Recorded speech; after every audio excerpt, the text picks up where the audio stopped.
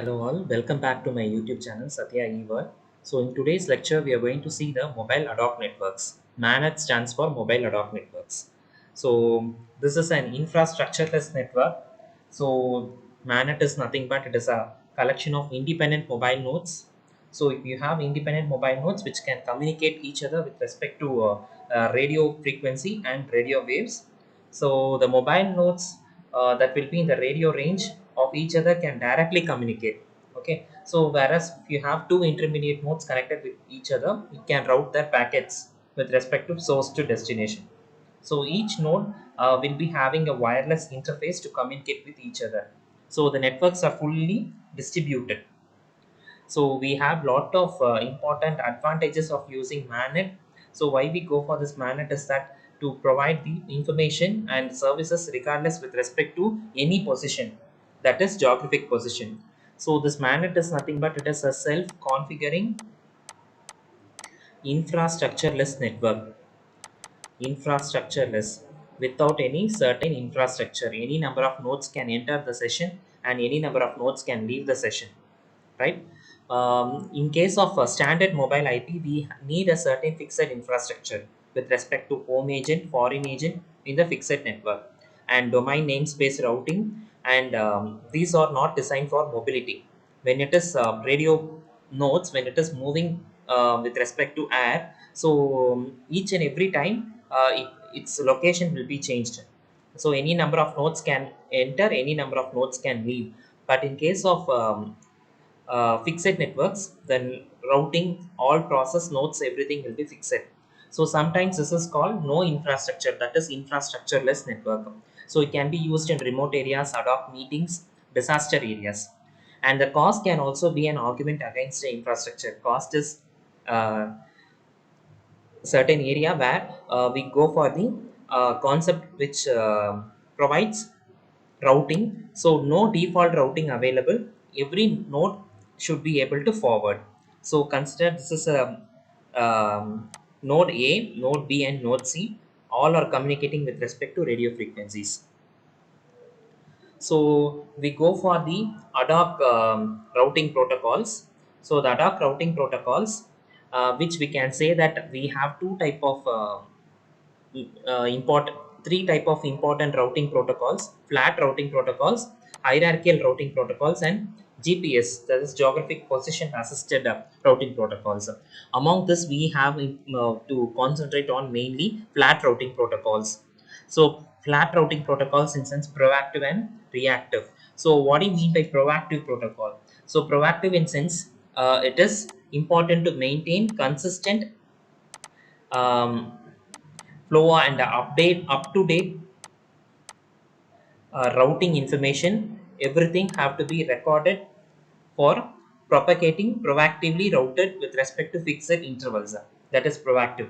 Whereas in case of reactive, in sense we can say that we have to use the um, table driven routing or on demand routing. We have to use table driven routing or on demand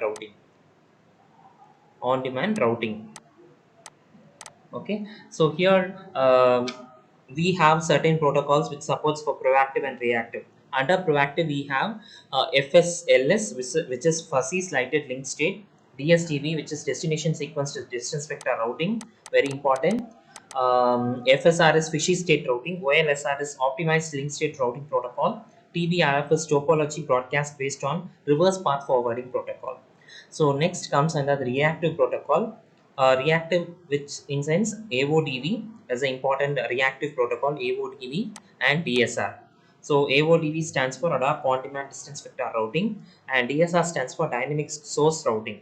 DYMO stands for dynamic MANET on demand. Next, the cases are hierarchical and geographical position assisted. So we have CGSR, cluster head gateway switch routing. HSR stands for hierarchical state routing. Landmark stands for landmark ad hoc routing. ZRP stands for zone routing protocol. And geographic position assisted DREAM protocol, which is distance routing effect algorithm for mobility. Geocast is geographic addressing and routing. GPSR stands for greedy perimeter stateless routing. LAR stands for location aided routing. So there are different solutions for the wireless ad hoc networks. A network without infrastructure consists of use of components or participants for routing. So here you have a personal computer. It is connected with a wireless personal data personal data assistance as well as with respect to a wireless device. So either we go for single hop or multi hop. Single hop means all partners maximum one hop apart. So that is we can use a Bluetooth Piconet or personal data assistance in a room and gaming devices. Whereas multi-part we go for covers longer distances. That is it has lot of obstacles. Bluetooth scatternet we can say tetrapolis network and car-to-car networks. Next up, internet-based just managed mobile ad hoc networking group. So the solution to overcome the thing is we are using the mobile ad hoc networks, which is used in military and defense and for collaborative work in business environment. We go for the mobile ad hoc network. So here we have a mobile router and a lot of mobile devices connected with a fixed network. Asked this is a router with respect to different end systems. These are all connected with respect to wireless medium in and without any infrastructure. This supports with respect to dynamic host configuration protocol and IP network for fixed, whereas MANET for the mobile router and mobile devices. Mobile in sense moving. So routing, we have a problem. We'll just see the why we go for routing. So highly dynamic network topology. When the network topology changes, so hence we go for routing with respect to establish good connectivity. So device mobility plus varying channel quality can be seen. Here we have different number of nodes N1, N2, N3, N4, N5 up to N6, N7 at a time interval t equal to t1 and time interval t equal to t2. Here this arrow mark shows good link and this arrow mark, thin arrow mark shows weak link, whereas thick arrow mark shows good strong link or else good link. Here separation and merging of channels can be possible and you can use asymmetric connections as well.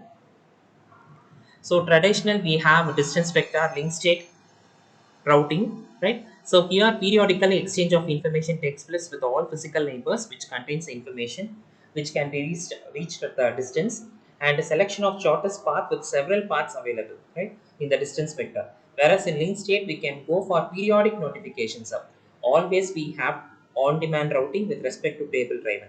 So periodic notification of all routers is necessary about the current state of all physical links. Router get a complete picture of the network. Example ARPA, that is with respect to packet radio network. So here we are going to see a important protocol which is the distance, that is dynamic source routing protocol. So DSR stands for dynamic source routing protocol. Here this is one of the reactive routing protocol. Here we have two phases. One is route discovery phase and route maintenance phase. Route discovery phase. Route discovery in sense it will search for the route from the source to destination to send a packet, or else it will do the flooding of route request. Flooding in sense it will throw the data packets in the layer to the neighboring nodes, which can able to send the information to the destination. And route maintenance. After once a route discovery phase is over, route maintenance will be taking place. Here the source is able to detect and it sends a source route to the distant destination B when the link is having 100% stable connection. So here this is a route discovery phase. Consider this is a routing scenario where you have source here and destination here. So from the source to destination it has to transmit the packet.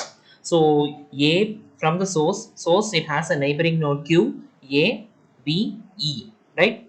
And these are the neighboring nodes of source. Yes. So from source to destination we need to transmit the packets. So how we are going to transmit the packets is through the neighboring nodes either Q, A, E and B. Okay, and after that when it is sent from source to A and source to Q automatically sends the information to A. Now the neighbors root or source S comma A, and then here it is S comma E. Okay, automatically it will flood the packets. This is called flooding. So after flooding, um, from source to A to E and E to G, so SEG, this is the one of the stable route to be discovered. And here from S to B, B to C, SBC, this is another route, right, to reach the destination. So each and every possible routes will be discovered. In the fifth stage, after discovering from SAFH, so this is one of the route, SAFH, and another route is SEGJ. This is one of the route. Another route is SBC. So SBCNI. So this is one of the another route. So in the previous route, we can see that the from source to destination, we can able to easily go through the nodes S, E, G, J, D. Okay, so S, E, G, J, D. But here it doesn't directly go to S, E, G, J, D. It goes to it discovers the route in all manner, all possible ways. So this is after finding the route S, E, G, J, D, it has another route with respect to K. K is connected with respect to P. So it will go with respect to the route S, A, F, H, K.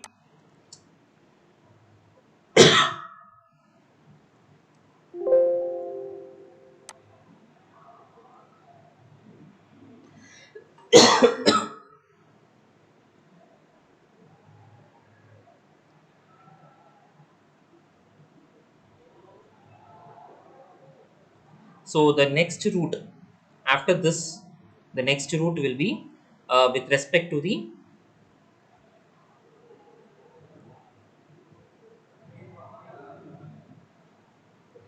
so the next route is with respect to SAFHKP, right?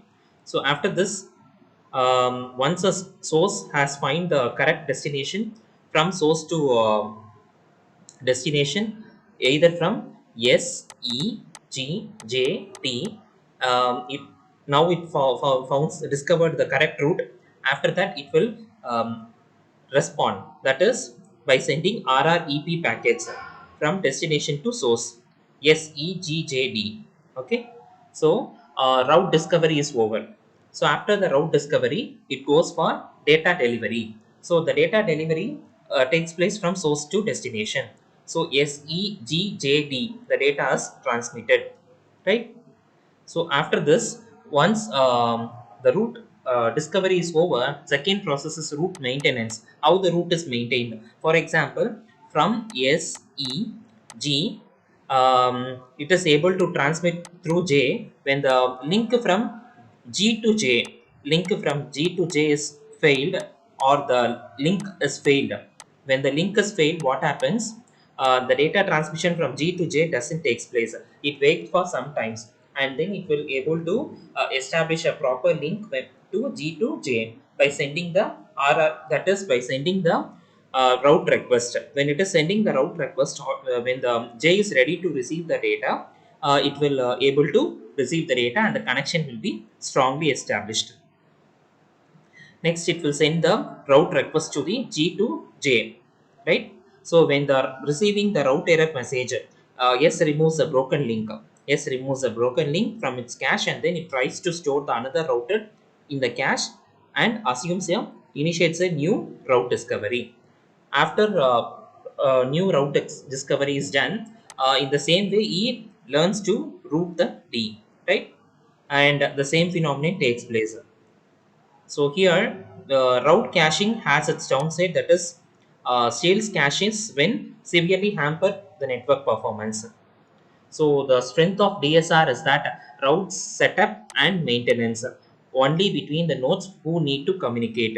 So here from SE GJD, this is the strongest route where the route setup and maintenance has to be taken place.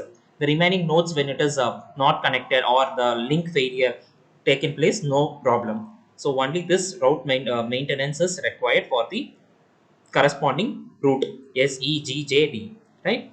And efforts to reduce the effort of route discovery. So a single route discovery may provide several routes to the destination. Okay.